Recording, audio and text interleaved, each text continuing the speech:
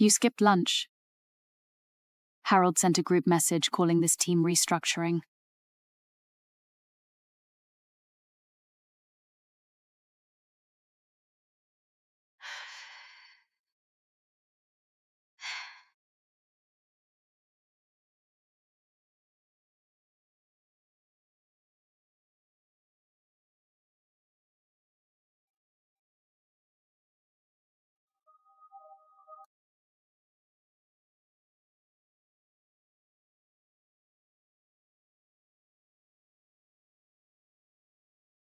Emily, you went viral.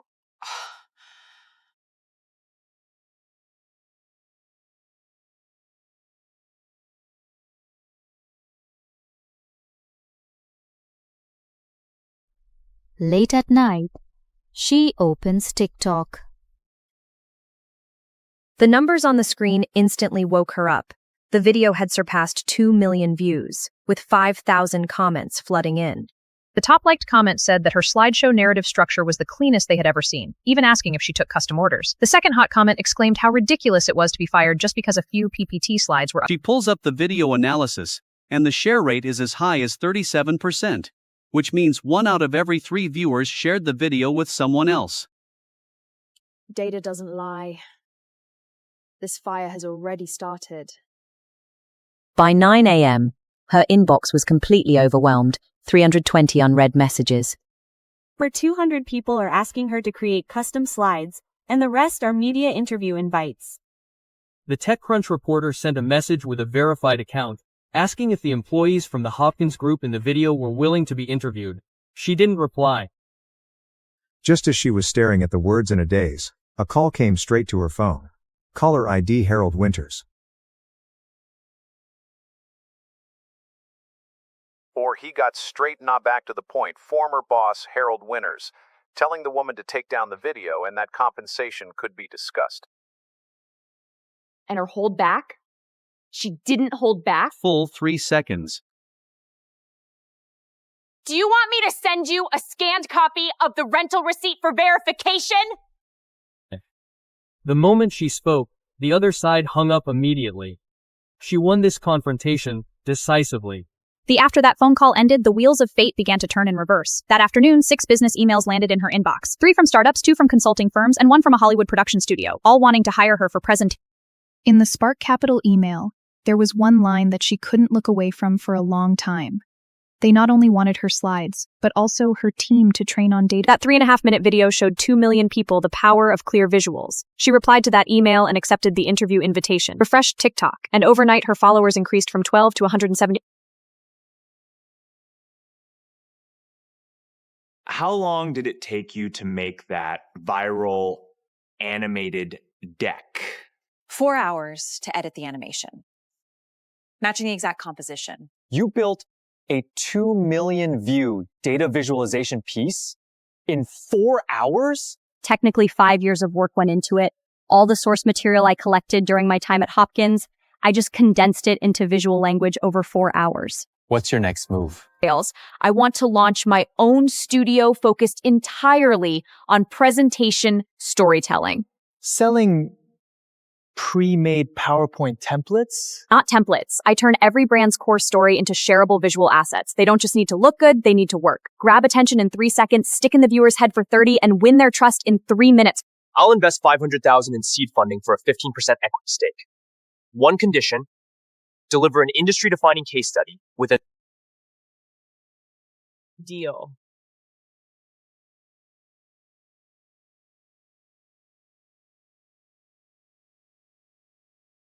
I'm officially launching my studio. First client works for free. Drop your story in the comments. I'll pick one person.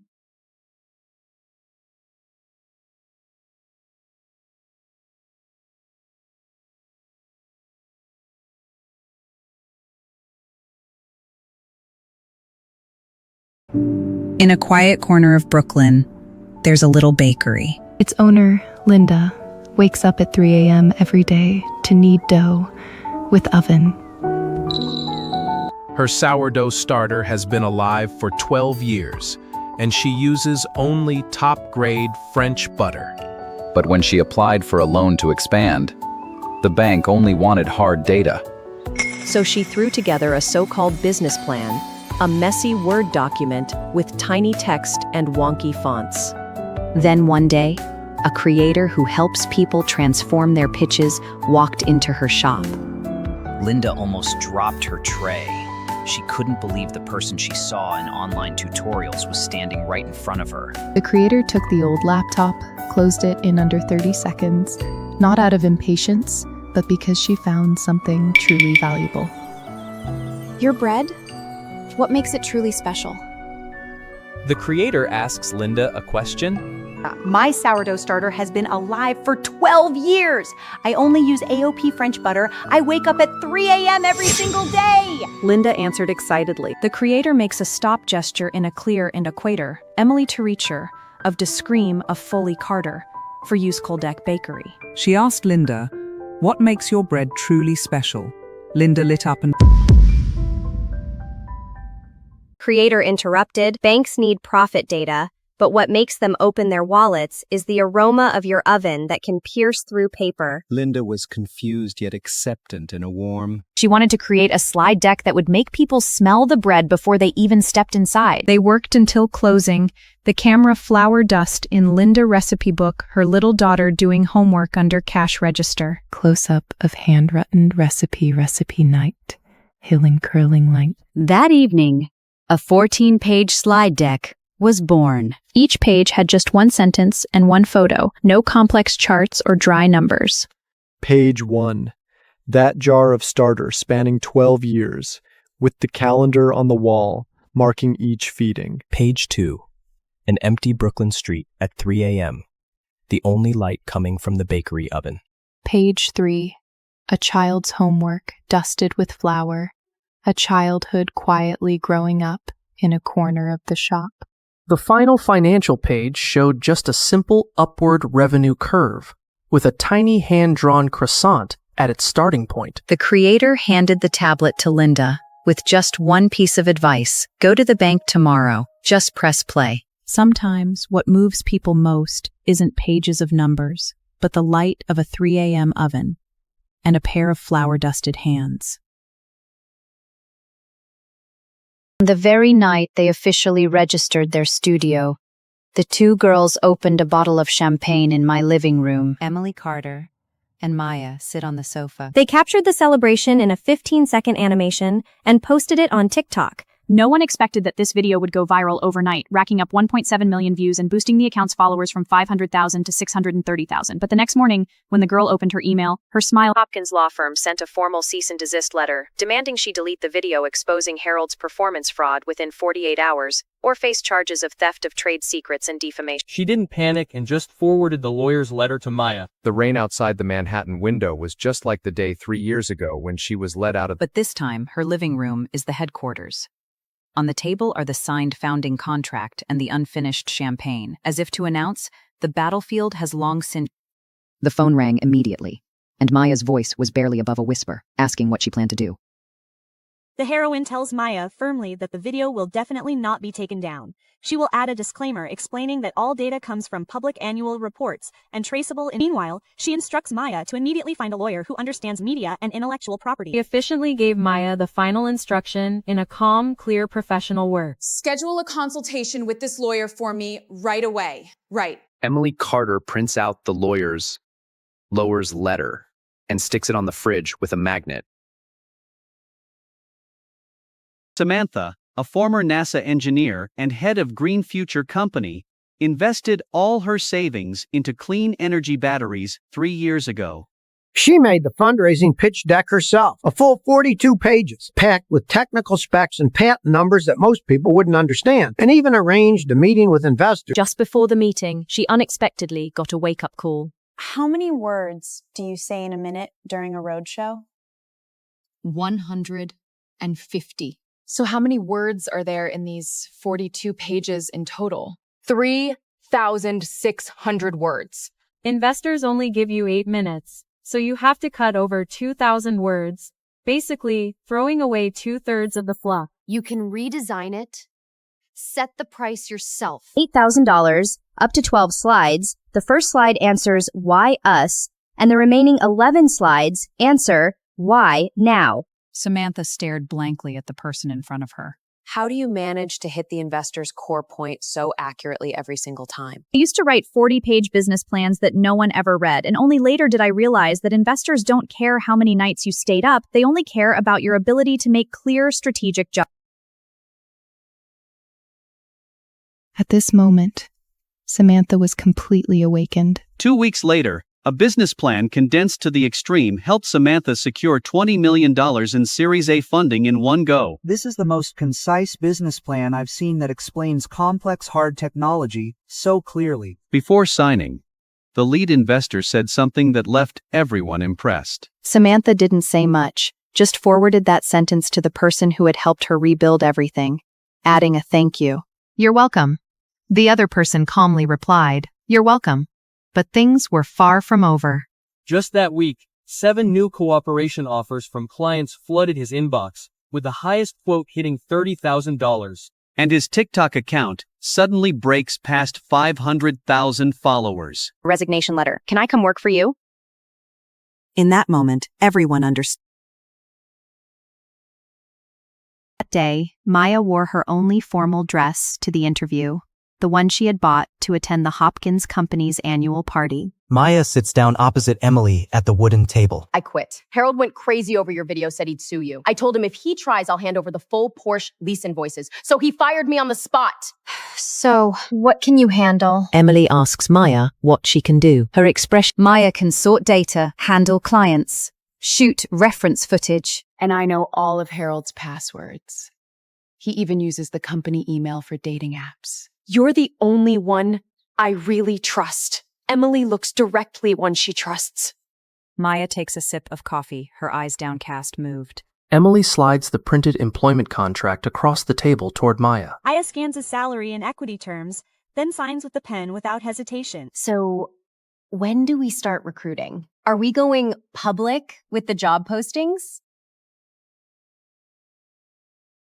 Night, I sent a message to the investor Leo. I told him that I had hired the first full-time team member, and that the original seed funding budget needed to be adjusted. The smartphone screen shows 3 dots dancing.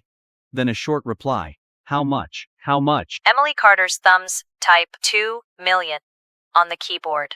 2 million. Leo's biting reply. Are you really worth this valuation? Are you really worth this valuation? Green Future got 20 million from my deck. You know my revenue generation? I need 2 years of running room without interference. Emily Carter leans back in the chair, arms folded, waiting for a reply. The next day, the official investment contract for $2 million was sitting in my inbox. The equity stake is 18%, a bit higher than the originally proposed 15%, but Leo added an extra clause giving the founders veto power on the board. After reading that line, I just replied with one sentence. The presentations I make never hide the truth, and they won't let you down in the future either. The sky outside the window is already bright, and this city has no idea that a small team has quietly taken off from today. On the very night they officially registered their studio, the 2 girls opened a bottle of champagne in my living room. Emily Carter and Maya sit on the sofa. They captured the celebration in a 15-second animation and posted it on TikTok. No one expected that this video would go viral overnight, racking up 1.7 million views and boosting the account's followers from 500,000 to 630,000. But the next morning, when the girl opened her email, her smile. Hopkins law firm sent a formal cease and desist letter, demanding she delete the video exposing Harold's performance fraud within 48 hours, or face charges of theft of trade secrets and defamation. She didn't panic and just forwarded the lawyer's letter to Maya. The rain outside the Manhattan window was just like the day 3 years ago when she was let out of. But this time, her living room is the headquarters. On the table are the signed founding contract and the unfinished champagne, as if to announce the battlefield has long since. The phone rang immediately, and Maya's voice was barely above a whisper, asking what she planned to do. The heroine tells Maya firmly that the video will definitely not be taken down. She will add a disclaimer explaining that all data comes from public annual reports and traceable. Meanwhile, she instructs Maya to immediately find a lawyer who understands media and intellectual property. He efficiently gave Maya the final instruction in a calm, clear, professional words. Schedule a consultation with this lawyer for me right away. Right. Emily Carter prints out the lawyer's letter and sticks it on the fridge with a magnet. Jeffrey Parker, 50, gray hair, silver-framed glasses, takes on insignificant cases in a cramped midtown office. The succulent on his windowsill has yellowed to near transparency, much like the half-dead cases he's handled over the years. How much hard evidence do you really have? The person opposite didn't waste words and slid a thick folder across the desk. Screenshots of Harold's internal emails from 5 years, internal performance metrics, and cross-referenced public audit data, laying bare the gap between Porsche leases and marketing training budgets. Parker flipped through it for a full 10 minutes.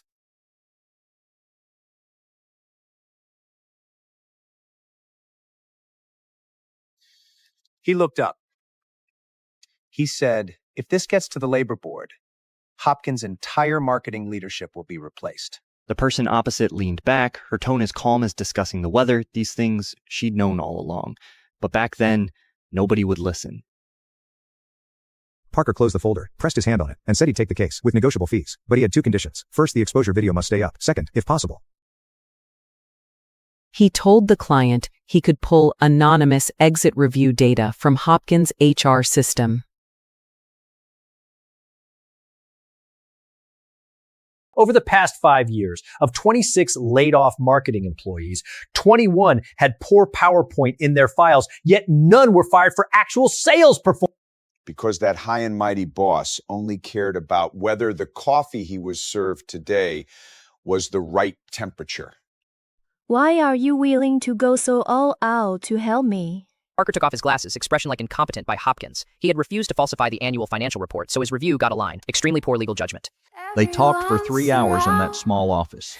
Parker laid out everything he knew, speculated every move he planned onto the table. By the time she walked out that glass door, 3 new pieces of digital evidence were saved on her phone. Parker helped her save 3 new digital evidence files onto her phone. The rain had stopped. Over Midtown Manhattan hung a very faint rainbow. Rainbow so faint it was like a stroke the sky forgot to erase, but it was definitely there. She stood on the sidewalk, looking up at that rainbow, and took a deep breath. Her phone buzzed. Maya sent a message. Harvard Business School had sent an email, inviting her to give a guest lecture on data storytelling. She looked up at the rainbow, then typed one word on her phone, accept. 2 weeks away from the Harvard speech, Maya condensed my 10-page speech into 4 key points. The first point she distilled says, a PPT is never just a tool. It's an extension of your personal perspective, a medium for you to converse with the world. The second point emphasizes that data itself has no warmth, but the audience sitting below does. The third point warns that if you can't grab someone's attention within 3 seconds, but the next second their finger...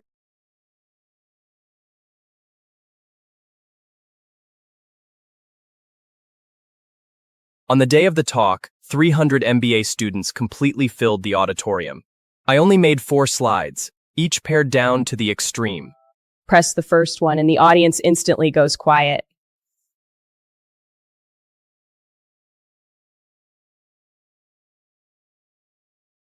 Press the second photo, and the scene switches to another detailed line about emotional connection. Slides 3 and 4, there are only 4 slides in total. The whole thing lasts 3.5 minutes, and the entire auditorium is completely silent. When the last slide faded out and the screen went black, I paused for a few seconds, then gave a small nod to signal the end. Do I still resent that man named Howard Winters? No resentment. If he hadn't kicked me out back then, saying my slides were too ugly, I might never have learned to use visual language to speak up for myself. That night, the edited version of the speech video blew up on TikTok, 6 million views, and her followers shot past 1 million in one go. From now on, the most trusted PPT storytelling creator on the entire platform is you. What I really want isn't teaching people to make pretty slides. That's too shallow. I want them to first learn how to tell their true stories well. Slides are just the vessels that carry those stories. That moment, the room was very quiet, with only the hum of the computer's cooling fan. But something had quietly changed. The next morning, an unsigned letter lay at the door, postmarked from Hopkins headquarters. The letter only had a few lines. The writer said he was one of the unlucky 21 who were laid off by the company using the slideshow as an excuse. He said, "Thank you for speaking the things we were too afraid to say." I carefully folded the letter, walked into the studio, and put it in the file drawer, neatly arranged alongside the bakery loan approval letter and green business card Jeffrey had left me. Harold quickly pivoted to damage control mode, typing out a 1,200-word official statement on LinkedIn. The screen displayed the carefully crafted announcement, a wall of defensive text. His finger hovered over the publish button. A moment of tension. With a decisive click, he set his defense in motion. He watched the responses roll in, but the top comment demanded he explain a Porsche lease charged to the marketing budget. The protagonist completely ignored the statement and forwarded it to Jeffrey. The statement was sent without a word. A voice memo from Jeffrey arrived swiftly. Jeffrey warned him not to respond publicly. Harold's defensive posts were actually amplifying their reach. 14 former employees had already volunteered internal email evidence. The protagonist expressed his wish to let things die down, but Jeffrey insisted the goal should be forcing Harold to acknowledge his unfair termination standards. 2 days later, Maya was digging through Hopkins' SEC public audit files. Her fingers flew across the keyboard, prying open the data. She found an appendix table detailing executive perks. One line stood out. Porsche lease listed under Harold's name, marked as client entertainment, but actual client receipts never exceeded $500. A smile spread across her face. She had found the smoking gun. She took a screenshot and sent it to the protagonist with a message. Turn this into a slide deck, and their legal team will beg to settle. The protagonist saved the document, labeling it merely for future reference. The evidence was secured out of sight. He hesitated over the message to Jeffrey. He instructed Jeffrey to hold back, not to deploy the evidence yet. In this chess game of public opinion, he chose to sheath his sharpest weapon, waiting for the right moment. He was like a player holding the ace card, biding his strength in silence. It was our first offline open class. We had originally only booked a small room for 30 people, but the attendees completely packed the place. We had to switch to a large conference hall for 100 people at the last minute. Maya carried 50 folding chairs by herself, getting so tired she nearly collapsed. Maya pants against the wall, sweat dripping.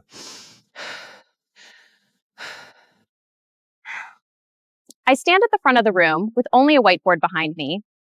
Today, we're not talking about how to use PPT software. I went straight to the whiteboard and drew 3 overlapping circles, labeling them with data, stories, and emotions.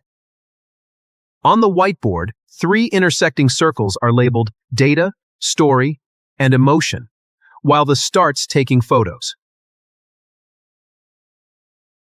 I tell everyone, for your entire presentation, you just need to hit the intersection point of these 3 circles hard.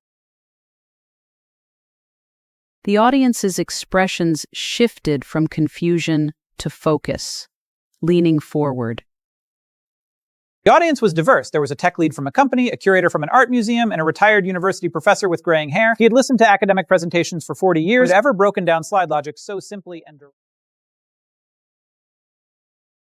After class, the old professor came up to me and said that in his 40 years of giving lectures, No one had ever explained the underlying logic of slides so told him. Everyone assumes that advanced automatically means complicated, but no one ever tells you that this can be brought back down to the very basics. The old man's eyes lit up all of a sudden, as if he had thrown away a bunch of burdens he had carried for decades. That night I received his email. The attachment was the report he had prepared for the board meeting. 35 slides of a PPT, cut down to just 8 slides. In the email he wrote that the board meeting was next week and I replied to him, even if the report isn't perfect on the day, the moment you cut out all the unnecessary words, you've actually already won.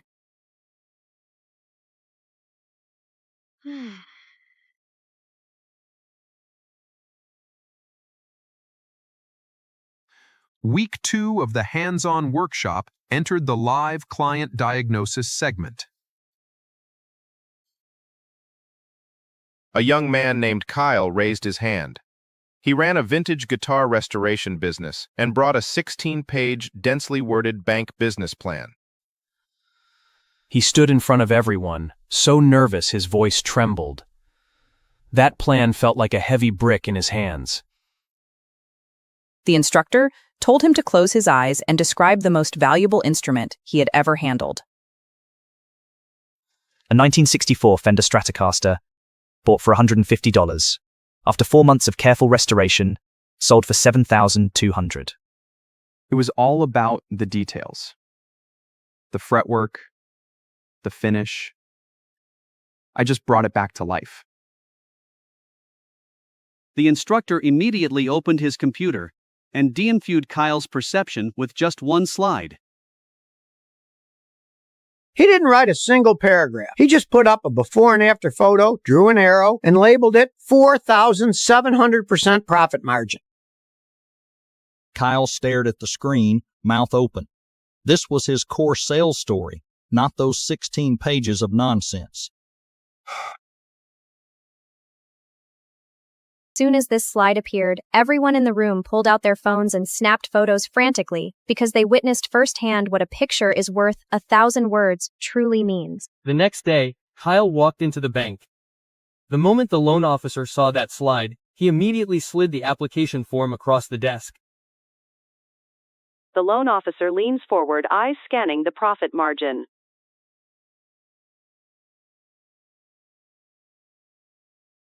The instructor later replied to Kyle, the guitar itself was the real star, not him. One image, one story, melted the cold bank process in an instant. Afterward, Maya checked the workshop pricing data. Full price tickets had sold for $2,900 each, with 30 people still on the waiting list. Schedule 2 full sessions for next month. Right away.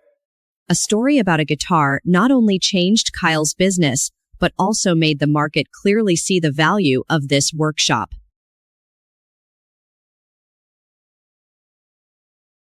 An unexpected person suddenly appeared in Maya's line of sight.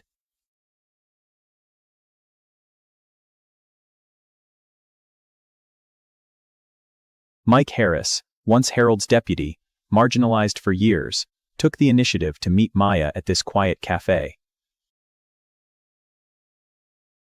He came straight to the point, no pleasantries, and dropped a bombshell. He had 12 months of reimbursement records, enough to prove Harold charged his personal stylist to the department budget, under brand consult. He even offered to sign an authorization, letting Maya use the evidence publicly. F.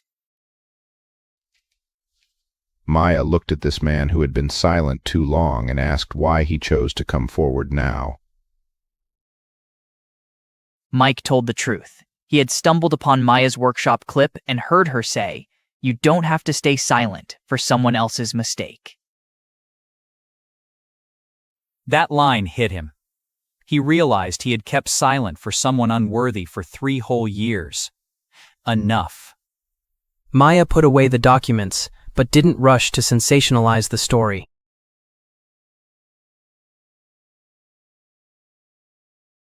Tell me about how things are going with you right now.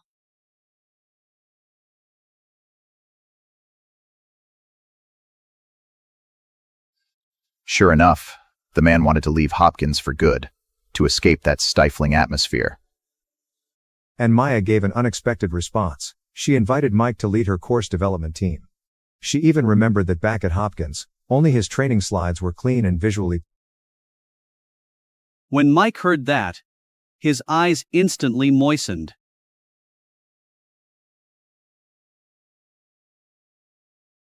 He never imagined that something so insignificant would be remembered by someone. This coffee date not only exposed workplace hypocrisy, but also finally let a buried man see the light.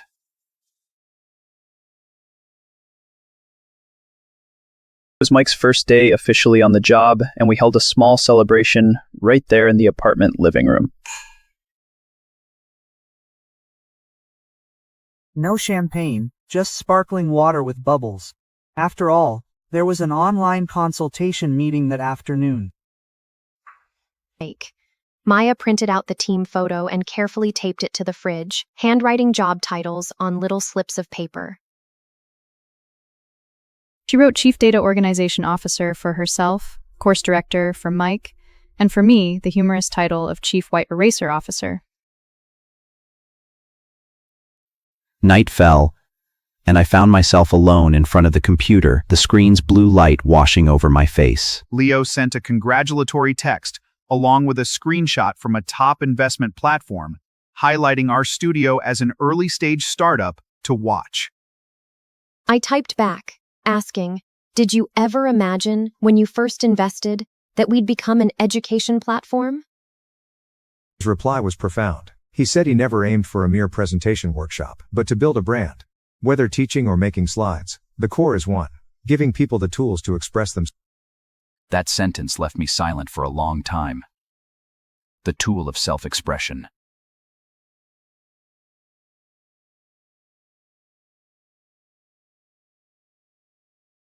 I was deeply moved by being understood and seen for what we truly were. Late that night, I reopened the folder labeled Evidence Archive. Page by page, I went through everything. The bakery loan documents, in a steady, methodical, calm voice. The Green Future Funding News. In a calm. Jeffrey's legal correspondence. The Porsche and stylist receipts, all neatly filed. I browsed each one, calm and clear-eyed, but I never intended to release them. They were like a loaded gun. I knew when to use it, but not now.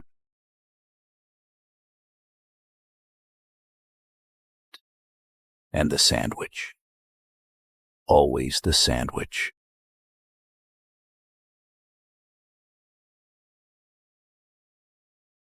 The day TikTok followers reached 3 million, an email from Hopkins HQ quietly landed in the inbox.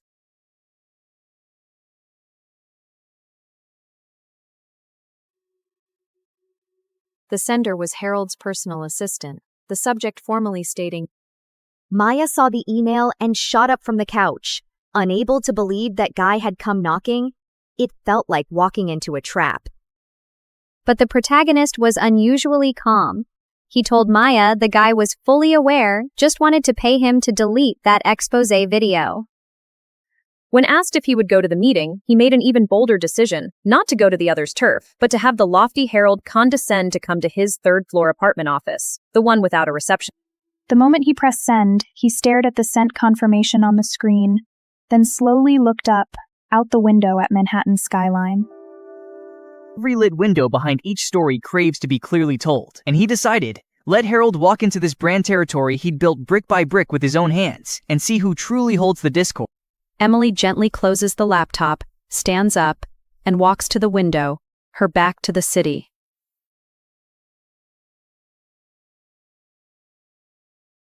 Wednesday, 9:55 a.m.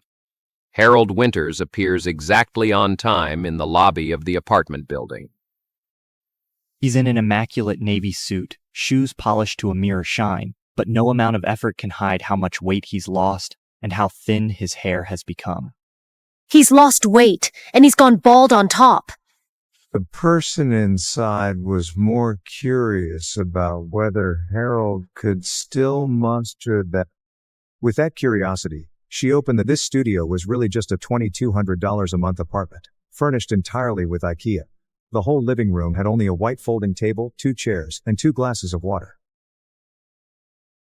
The Herald didn't waste time, eager to pitch his compromise.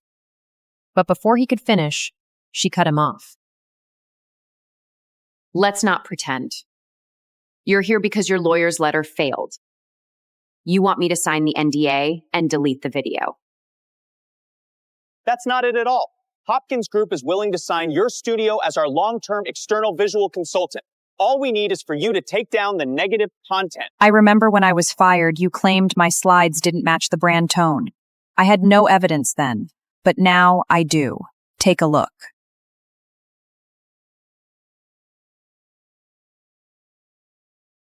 Harold's hands clamped around his trouser legs, knuckles turning white.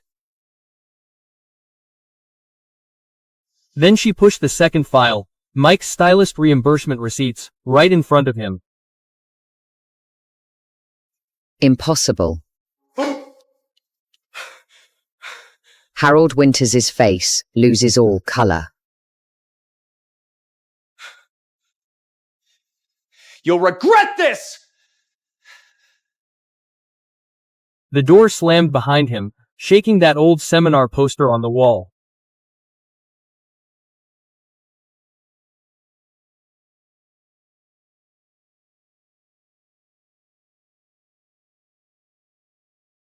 You totally scared him off. The woman at the table took a sip of her now cold water and said calmly, but all she did was lay out the facts Harold had tried so hard to bury. The only mistake she regretted was taking so learn how to use visual storytelling to defend herself.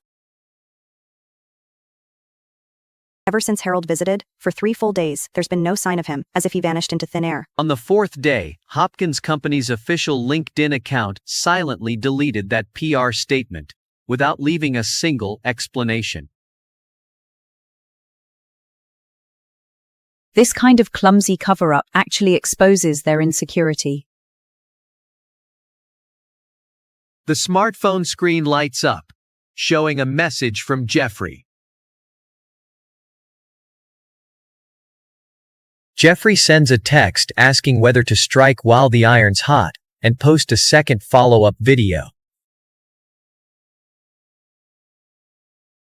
Don't rush. Wait until they quietly remove the Porsche expense from the company's accounts before saying anything. The timing is just perfect. The phone screen lights up again, showing the laughing crying emoji Jeffrey sent back. Jeffrey only replied with a laughing crying emoji. Everything was understood without words. Meanwhile, client inquiry emails were flooding into the inbox like an avalanche. Mike has completed the design of the 3-level online course, covering from basic visual literacy to data storytelling logic. The countdown on the registration page of the computer screen hits 0.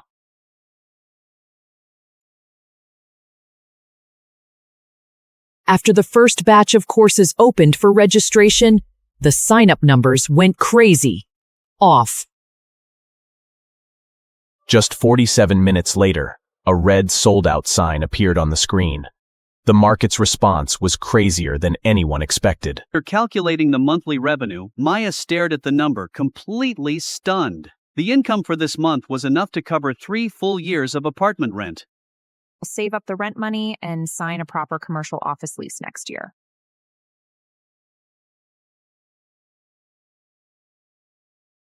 The two raise their cups, and the crisp clink marks the conclusion of this decision.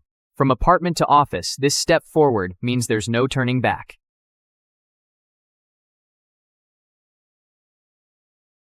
"7 months later, our new office finally landed, right in Manhattan's Flatiron district. A whole wall of floor-to-ceiling windows. Looking out from the 8th floor, The flow of people on Fifth Avenue looks like miniature models, constantly surging from midtown to downtown. On moving day, Maya specifically printed out a team photo from back when we were still starting up in an apartment living room and stuck it on the brand new whiteboard. Next to it, she added a note. From living room to Flatiron District, 7 months later. It was both a commemoration and a ritual. On the other side, Mike was silently building out a giant planning board. Course outlines and client lists were packed in tightly, as if every line of text was declaring, we've gone from amateurs to a professional I stood at the floor-to-ceiling windows, looking at this city that never sleeps, when the phone rang. It was the investor, Leo. He told me the top VC firm Spark Capital wanted to feature my entrepreneurial story in their annual... He even had a title in mind for me. Hanging up, I recorded a 15-second video slowly sweeping from the city's panoramic view outside to our story-laden whiteboard wall. The caption read, "I finally have a wall where I can build stories." The video exploded on TikTok. 2 million views. Day, she received a weighty long-term collaboration invitation. Harvard Business School asked her to design a one-week visual communication lecture for second-year MBA students, and the course would be presented entirely under her studio. She forwarded the email to the team group chat.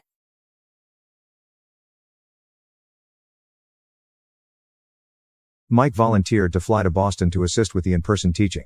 Maya then chimed in, saying she would hold down the headquarters and coordinate all online workshop schedules. She sat at the desk in her new office. The pothos brought from the old apartment had surprisingly sprouted 3 new leaves after the move, quietly accompanying her into this new phase. She replied to the Harvard program director, accepting the invitation, but with a non-negotiable condition. The final assignment must be a 3-minute speech on a real failure in one's career, with no packaged corporate jargon. The email sent notification chimed.